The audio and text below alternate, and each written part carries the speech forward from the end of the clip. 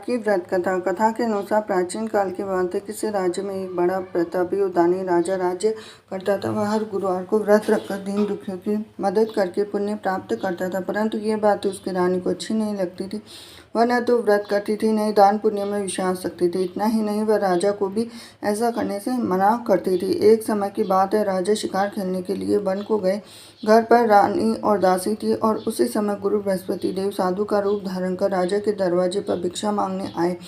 साधु ने जब रानी से भिक्षा मांगी तो वह कहने लगी कि हे साधु महाराज, मैं इस दान पुण्य से तंग आ गई हूँ और आप कोई ऐसा उपाय बताएं जिससे कि सारा धन नष्ट हो जाए और मैं भी आराम से रह सकूं। इतना सुनकर बृहस्पति देव ने कहा कि हे देवी, तुम बड़ी विचित्र और संतान और दुख से कोई दुखी होता है। अगर अधिक धन है तो शुभ कार्यों में लगाओ, कुंवारी कन्याओं का विवाह कराओ, विद्यालय और बाग बगीचे का निर्माण कराओ, जिससे तुम्हारे दोनों लोग सुधरेंगे। परंतु साधु की इन बातों से रानी को खुशी नहीं हुई।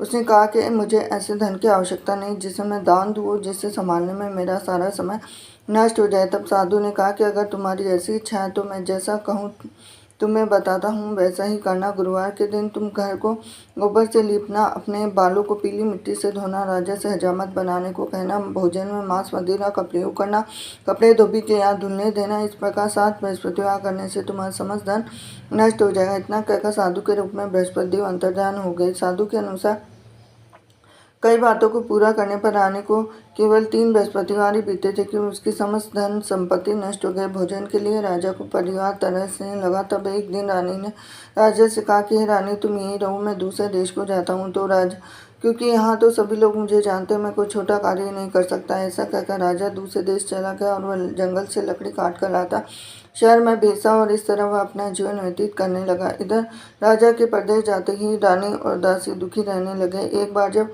रानी और दासी को 7 दिन तक बिना भोजन के रहना पड़ा तो रानी ने अपनी दासी से कहा कि दासी, पास ही में मेरी बहन रहती है, वह बड़ी धनवान है, तो उसके पास जाओ, कुछ ले आ ताकि थोड़ी बहुत गुजर बसर हो सके। दासी रानी की बहन के पास गई। उस दिन गुरुवार था। रानी की बहन उस समय बृहस्पतिवार व्रत की कथा सुन रही थी। दासी ने रानी की बहन को अपनी रानी का संदेश दिया, लेकिन रानी की बड़ी बहन ने कोई उत्तर नहीं दिया। जब दासी को रानी की बहन से कोई उत्तर नहीं मिला तो वह दुखी हुई और उससे क्रोध भी आया। दासी ने वापस आकर रानी को सारी बात बता दी। ये सुनकर रानी ने अपने भाग्य को कोसा। उधर रानी की बहन ने सोचा कि मेरी बहन की दासी आई थी, परंतु मैं उससे नहीं बोली। इससे वह बहुत दुखी हुई और कथा सुनकर पूजा समाप्त करके वह अपनी बहन के घर आई और कहने लगी कि हे बहन, मैं बृहस्पतिवार का व्रत कर रही थी। तुम्हारी दासी मेरे घर पे आई, परंतु जब तक कथा होती है तब तक न उठते हैं न बोलते हैं, इसीलिए मैं कुछ नहीं बोली। बताओ दासी क्यों आई थी? रानी बोली, बहन, तुमसे क्या छुपाऊं, हमारे घर में खाने को अनाज नहीं है। ऐसा कहते कहते रानी की आंखें भर आई और उसने दासी समेत पिछले 7 दिनों से भूखे रहने की पूरी बात अपनी बहन को बता दी। रानी की बहन बोली, देखो बहन, भगवान बृहस्पति देव सबकी मनोकामना को पूर्ण करते हैं। देखो, शायद तुम्हारे घर में अनाज रखा हो। पहले तो रानी को विश्वास नहीं हुआ, पर बहन के आग्रह पर उसने अपनी दासी को अंदर भेजा तो सच में अनाज से भरा एक घड़ा मिल गया और ये देखकर दासी को बड़ी हैरानी। दासी से कहने लगी कि हे दासी, जब हमको भोजन नहीं मिलता तो हम व्रत ही कर लेते, क्यों नहीं इससे व्रत और कथा की विधि पूछ ली जाए ताकि हम भी व्रत कर सकें। रानी ने अपनी बहन से बृहस्पतिवार व्रत के बारे में पूछा। अपनी बहन से बताया कि बृहस्पतिवार के व्रत में चने की दाल, मुनक्का, केले की जड़ में अर्पित करें, दीपल जलाए, व्रत कथा सुने, पीला भोजन ही करें। इस सब बृहस्पति देव भगवान विष्णु